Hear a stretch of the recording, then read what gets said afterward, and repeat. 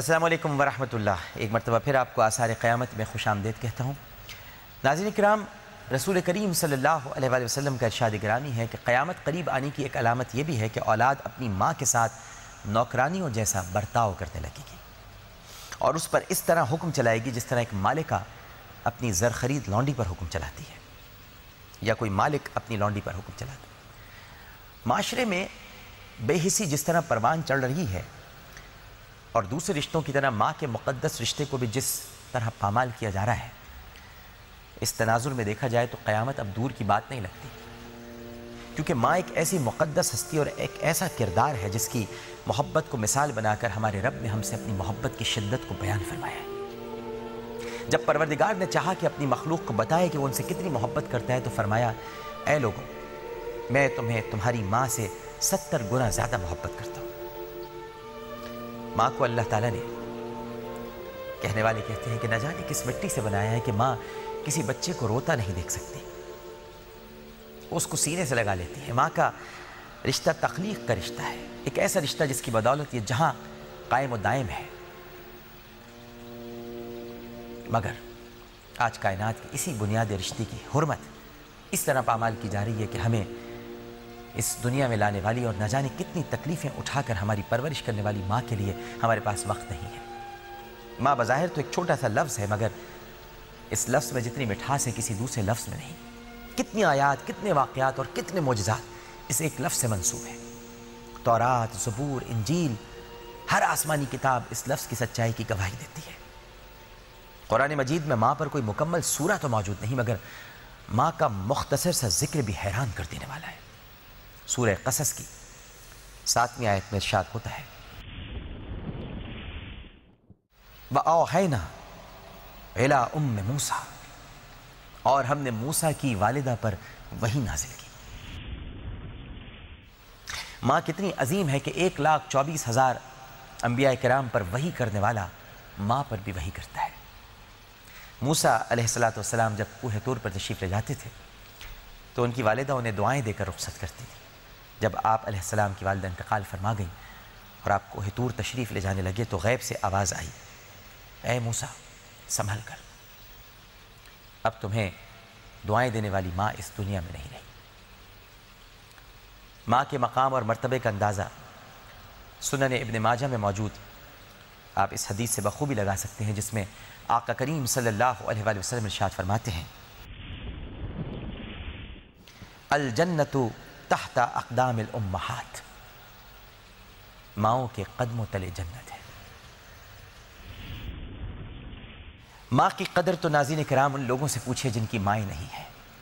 سیدنا علی کرم اللہ وجہہ فرماتے ہیں کہ ماں کے بغیر گھر قبرستان ہے، جس کی ماں چل بسے اس کے لیے دنیا ویران ہے، اور جن لوگوں کی مائیں حیات ہیں وہ دنیا کے خوش قسمت ترین لوگ ہیں۔ ماں کے مقام اور مرتبے کو بہت اہمیت دی گئی ہے، اور اسلام نے کتنی اہمیت دی ہے اس حوالے سے بعض ایمان افروز مثالیں آپ کے سامنے پیش کرتا ہوں، جنہیں سن کر آپ بخوبی اندازہ لگا لیں گے کہ ماں کا احترام اور عزت اسلام کو کس حد تک مطلوب ہے۔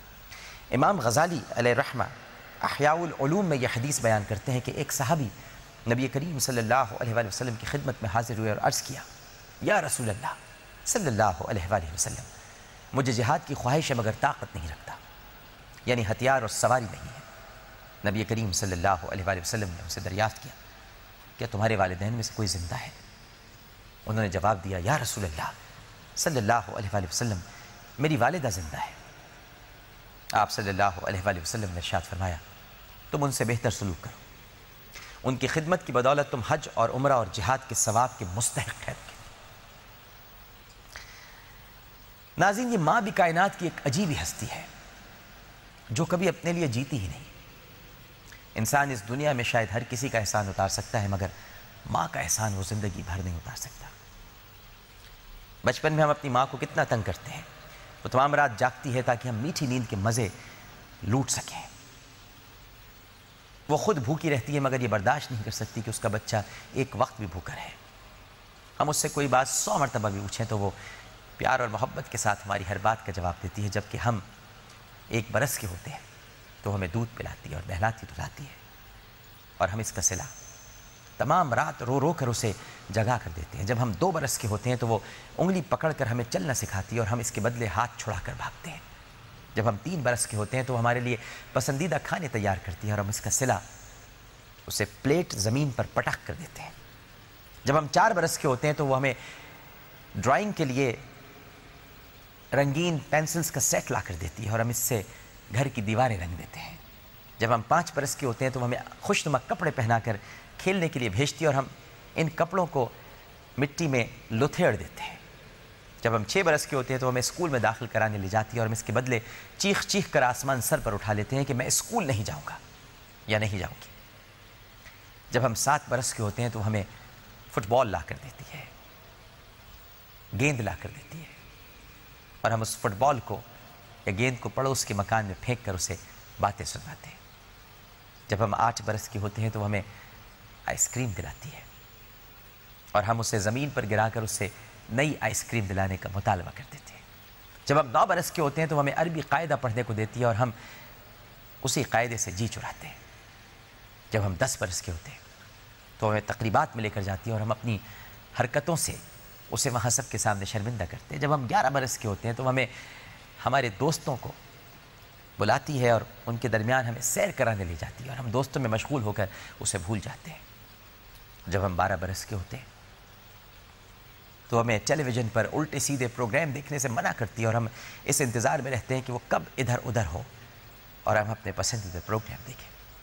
جب ہم 13 برس کے ہوتے ہیں تو وہ ہمیں بال چھوٹے کرانے کا کہتی ہے اور ہم ماں سے کہتے ہیں کہ بال بڑھانا تو فیشن ہے امی جان۔ جب ہم 14 برس کے ہوتے ہیں تو ہماری خواہشیں پوری کرنے کے لیے اپنی جمع شدہ رقم ہمارے حوالے کر دیتی ہے تاکہ ہم اپنے اسکول یا کالج کے ساتھیوں کے ہمراہ ملک گیر سیر و تفریح کے لیے روانہ ہو سکے اور ہم گھومنے پھرنے میں مصروف ہو کر اسے فون تک نہیں کرتے۔ جب ہم 15 برس کے ہوتے ہیں تو ہمارے ساتھ بیٹھ کر وقت گزارنا چاہتی ہے اور ہم کمرے کا دروازہ بند کر کے بیٹھ جاتے ہیں۔ جب ہم 16 برس کے ہوتے ہیں تو وہ ہماری ضد پر ہمیں موٹر سائیکل لا کر دیتی ہے مگر ہم ڈرائیونگ کے دوران اس کی تمام ہدایات نظر انداز کر دیتے ہیں۔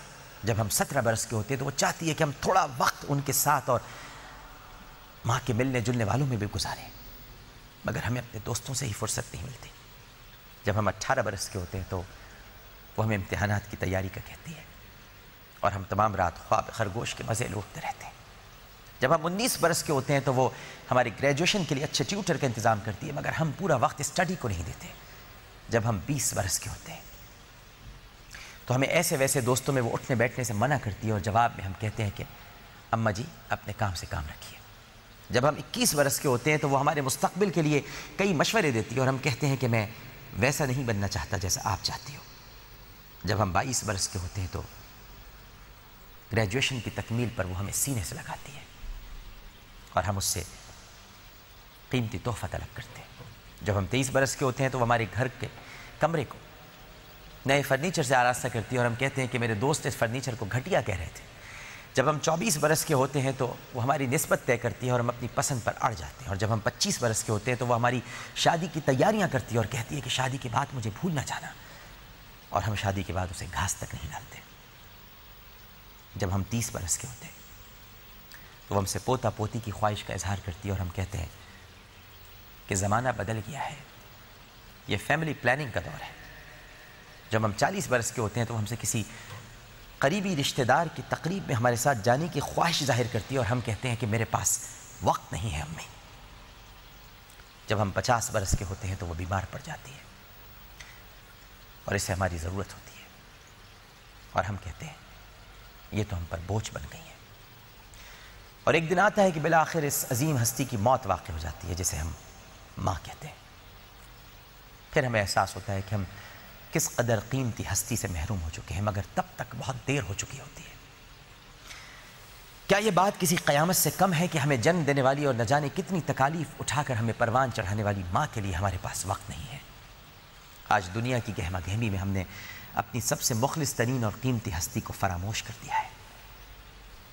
ناظرین کرام، یہیں چھوڑے جاتا ہوں آپ کو، چھوٹا سا وقفہ، وقفے کے بعد دوبارہ حاضر ہوں گے۔ السلام علیکم ورحمۃ اللہ۔